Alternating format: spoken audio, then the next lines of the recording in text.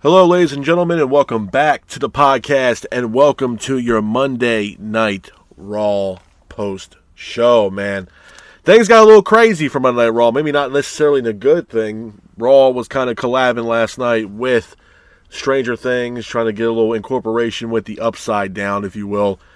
I'm not gonna lie, man. I thought, before I even get started with Monday Night Raw and give you guys a review, man, I thought Raw's episode last night was absolutely fucking horrible.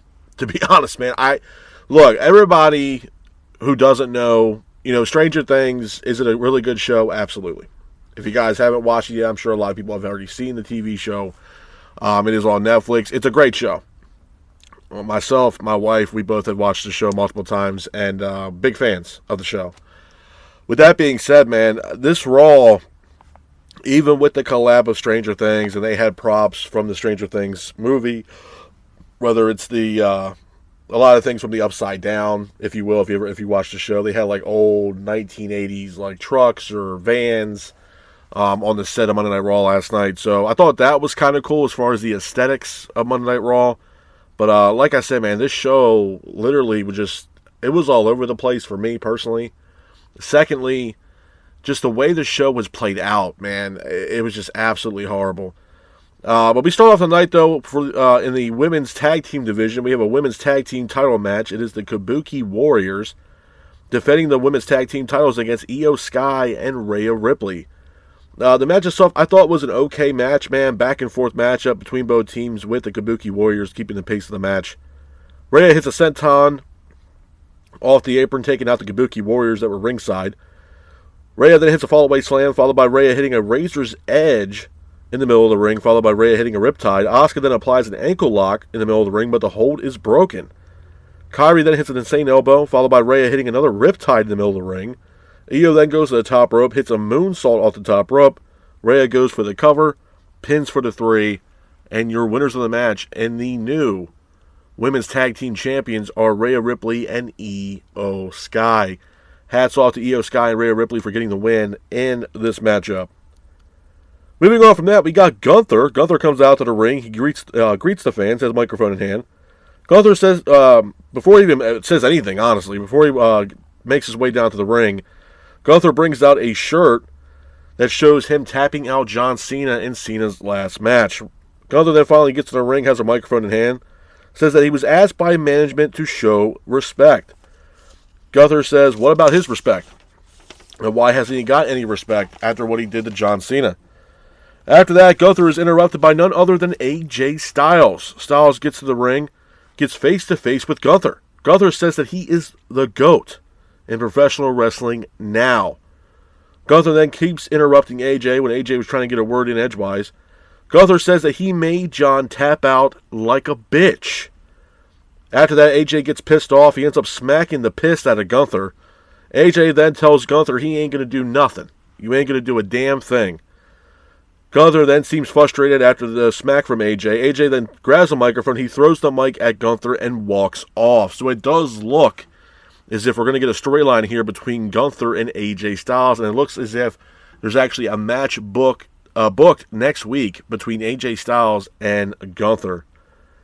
Moving on from that, we have a Women's Intercontinental Championship matchup. It is Maxine Dupree defending the Women's Intercontinental title against Becky Lynch. Again, I thought it was an okay match, man. Back and forth matchup between Maxine and Becky, with Maxine trying to keep the pace of the match. Maxine applies an ankle lock in the middle of the ring, but the hold is broken. Becky then applies a disarmer on Maxine. Maxine's trying to fight for the ropes. The hold is broken. Becky then applies an ankle lock of her own on Maxine, but the hold is broken. Maxine then applies an ankle lock once again on Becky Lynch. Becky then somehow gets a cover using the ropes. Referee doesn't see it. Pins for the 3. And your winner of the match and new Women's Intercontinental Champion is Becky Lynch. Hats off to Becky Lynch for getting the win in this matchup. Moving on from that, we have the Usos. The Usos come out to the crowd. We're standing in the crowd. They both have the newly crowned tag team championship titles. Usos talk about winning the tag team titles. They also give respect to the likes of AJ Styles and Dragon Lee. Usos says that 2026 is their year. Usos then also put the tag team division on notice. So it looks like the Usos are trying to ruffle the feathers, if you will, of the tag team division. Moving on from that, we got Stephanie Vacure coming out to the ring. She's being interviewed in the middle of the ring. Stephanie's Vacure coming out to the ring. She's being interviewed in the middle of the ring. Stephanie's walking to the ring, though, in a boot. Looks like she suffered an injury from her triple threat match against Nikki Bella and Raquel Rodriguez. After that, Stephanie then talks about 2025. Stephanie then talks about becoming Women's World Champion. Stephanie says that her injury won't stop her from competing in the middle of the ring and that she will be back. After this, it seems as if Stephanie's going to be taking some time off due to injury. Raquel then attacks Stephanie out of nowhere. Raquel then hits a Tejana bomb on Stephanie, leaving her helpless in the middle of the ring. So it looks like Stephanie Vacure is going to be taking some time off due to injury from the matchup that she had against Nikki Bella and Raquel Rodriguez. Moving on from that, we got Lyra Valkyria taking on Liv Morgan. This was actually Liv Morgan's return match from dealing with injury. The match itself, it was a decent match. Back and forth matchup between Lyra and Liv Morgan, with Liv Morgan keeping the pace of the match. Liv and Lyra both exchange in the middle of the ring, with Lyra going for a Nightwing, but Liv counters it with a code breaker type maneuver. Roxanne Perez, who was ringside, ends up attacking Bayley, who was also ringside during this match.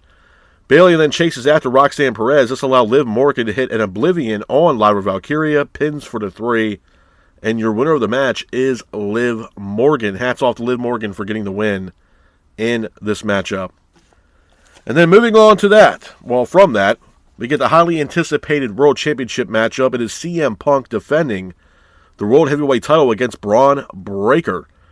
The match itself, I thought it was a good match, man. Back and forth matchup between Punk and Breakker, with Bron Breakker keeping the pace of the match. CM Punk, who was standing on the top of the rope, Bron then goes for a Frankensteiner, but is severely botched. Punk then capitalizes on this by hitting an elbow drop off the top rope for a near fall. Braun then gets up, tries to get some more offense in by hitting another Frankensteiner successfully on CM Punk for a near fall.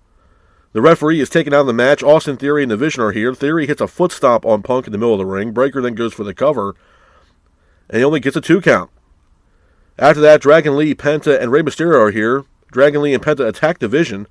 Braun then goes for a spear on CM Punk, but missed. Punk capitalizes on that miss by hitting a GTS on Breakker for a near fall. Punk then hits a pile driver for a near fall on Breakker. Punk then goes for a GTS, but Braun counters it out of nowhere. Punk then applies an Anaconda Vice on Bron Breakker, but the hold is quickly broken. Braun then goes for a GTS of his own on Punk, but Punk counters it with an STF. The STF then is broken. Heyman then causes a distraction. Punk then attacks Paul Heyman. Breakker, who was ringside, he was ringside, got back in the ring. Punk was on the outside leading against the announce table. Braun then hits a clothesline off the top rope to the outside, sending Punk and Breakker through the announce table on the outside. Breakker then gets up, throws Punk in the middle of the ring. Braun then goes for a spear, but Punk counters it with a knee strike. Punk then capitalizes on the knee strike by hitting another GTS on Bron Breakker, pins for the 3, and your winner of the match, and still World Heavyweight Champion, is CM Punk. Hats off to CM Punk for getting the win in this matchup. Couple things I want to talk about with you guys, man, when it pertains to Monday Night Raw before I get the hell up out of here. Number one, like I mentioned earlier in the show, man, I honestly thought this was probably one of the worst Raws to start the new year than we've seen in the past couple years. I thought this Raw was horrible, to be honest with you. I thought it was all over the fucking place. And there's a lot of negatives with this show. Number one, I don't know why all of a sudden, out of the blue, that there's some kind of resurgence with the women's tag team titles. I don't understand it. I can't really comprehend really what's going on with the women's tag team titles. And not for nothing, there really isn't a strong women's tag team division in WWE. There's just not. I know some people might make the case for the Kabuki Warriors or Lyra Valkyria and Bayley or Lash Legend and Nia Jax. The issue that I have with this is the same issue that I have with the AEW women's tag team titles. There's not legitimate women's tag teams on the roster for both companies. And not for nothing, I understand adding the tag team titles, adding the women's U.S. Championship, adding the women's Intercontinental title gives the women more things to fight for besides the main titles. But at the same time, specifically when it pertains to the women's tag team titles, it's taken away a lot of primetime players out of the main event scene, whether it be on Monday Night Raw or SmackDown, as far as those challengers going after the main world titles for both respected brands. Charlotte Flair and Alexa Bliss teaming up, yeah, it might seem great on paper, But it's taken away from the main event scene, and it's taken away from two top contenders that can challenge Jade Cargill for Jade's Women's Universal Championship. That's a problem, in my opinion. In my honest opinion. I'd rather have Charlotte and Alexa Bliss focus on the likes of a Jade Cargill. Nia Jax and Lash Legend, I mean, yeah, the tag team, I guess, supposedly works, but Nia is more of a singles competitor, and you can also build with Lash Legend. So I don't know how far they're willing to take this women's tag team division or makeshift tag team division for the future, but it seems as if WWE and the powers that be are really focused and fixated for some apparent reason on the women's tag team division, which honestly, quite frankly, I don't understand it. I don't get it. I'm not a big fan of it. I think it takes away a lot, in my opinion, from the main event scene. I mean, you can look at Rhea Ripley and Io Sky. I'm happy they became women's tag team champions, but it also takes them out of the main event picture with both of them walking around with the women's tag team titles. So again, you would have to ask yourself, okay, well, what's next for Becky Lynch now that she beat Maxine for the women's Intercontinental title? And what's next for Stephanie Vaquer? And that's the other thing that I wanted to talk about. I was very surprised that we saw Stephanie walk out to the ring wearing this boot. Now, I don't know. It seems as if they wrote her off TV due to the attack from Raquel Rodriguez. So I don't know if she's going to vacate the women's world title. I don't know if it's going to be something where she's going to come back here soon. They're not going to have her. They're not going to force her to vacate the belt, and she'll come back in a couple of weeks or a month. I don't know how serious the injury is to Stephanie's ankle. But with that being said, when you have the names of Rhea Ripley and Io Sky off the main event scene, it does shake a lot of shit up right now for top contenders to challenge Stephanie Vaquer for the women's world title. Me personally, yeah, I think Raquel Rodriguez, and I've said this last week, I think Raquel is really coming to her own. I think Raquel is a predominant force in the women's division on Monday Night Raw, in my honest opinion. I think she's really coming to her own, and she is a force to be reckoned with. She is a powerhouse. But then you had to look down the rest of the line. I honestly, with all due respect, I can honestly genuinely give a rat's ass about Nikki Bella going after the women's world title. To be honest with you, the heel turn feels like it's forced. It's not organic. I feel like the reason why she's turning heel right now is because there's nothing left for Nikki Bella to do in the confines of WWE. She has more losses than wins, number one. Number two, the whole gimmick right now, for me personally as a fan, it's not working. It's not. I'd rather see Nikki Bella in a more manager role or a more pivotal role backstage, maybe a trainer, maybe an agent, than have her on screen. To me, I feel like with Nikki Bella, it's a waste of time. It might be a hot take out there for the Bella Army, but at the end of the day, man, there's nothing really for Nikki Bella to really prove to me personally as a fan to want me to see her week in and week out on Monday Night Raw. I could really honestly give a rat's ass, to be honest with you. And that's not taking anything away from her athleticism and what she's done in the ring and what she's done for WWE. It's just, as of late, it just feels like they're trying to force this agenda down your throat with the whole, okay, I'm going to be a heel, I'm a legend, and all this other. I can honestly give a rat's ass, to be honest with you. I really don't care.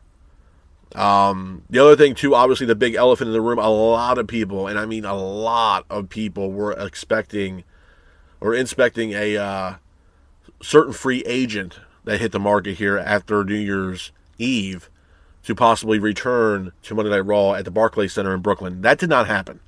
And if you guys don't know who that is, I am talking about Chris Jericho. Jericho, from what I understand, he is a free agent. But Jericho was also still listed on the AEW's roster page. So I'm not sitting here saying, and I want to make this abundantly clear, I'm not sitting here saying that Chris Jericho is not on his way to WWE. There might be other things going on behind the scenes right now that is kind of keeping Jericho off WWE television right now. Jericho's in other ventures in his career. Obviously, he's in the band Fozzy.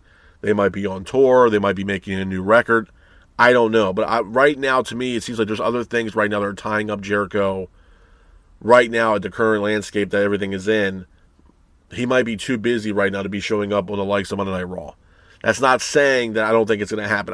For what it's worth, for the people out there that are pure fans of Jericho and AEW, look, I get it. Jericho is one of the pillars of that company. I understand it.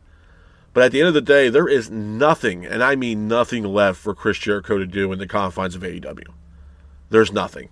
I've already pitched an idea for Jericho to come back. I would put Chris Jericho and come and have him as a force to be reckoned with the Vision, to be honest with you.